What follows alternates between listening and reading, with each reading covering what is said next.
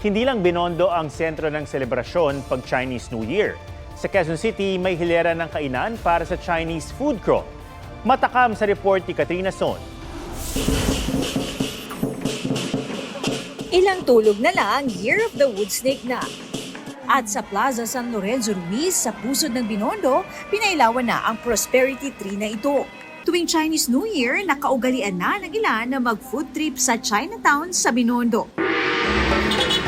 Pero hep-hep, hindi magpapahuli ang kabi-kabilang kainan sa Banaue, Quezon City. Dito sa Quezon City, Chinatown, ilang mga kainan dito ang ating binisita. First on the list, ang dim sum may kasama pang beef soup. Perfect combo raw para mas lasap ang sarap. Kakaiba po yung lasa. Pag tinikman mo siya, parang nasa ibang bansa ka na rin po.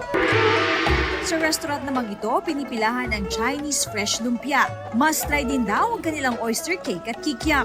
Yung lumpia namin, we have 11 kinds of ingredients inside. So, complete siya. Pambato rin ang braised pork with egg na ito, kapartner ang shaved ice dessert.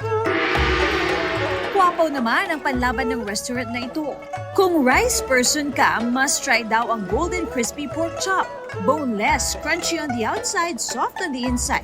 Ang mga pagkain at kainang ito, patikim lang sa mahigit 50 stall sa Banaue na bukas para sa nakabubusog na pagsalubong sa Chinese New Year. Katrina Son, nagbabalita para sa GMA Integrated News. Huwag magpahuli sa mga balitang dapat niyong malaman. Mag-subscribe na sa GMA Integrated News sa YouTube.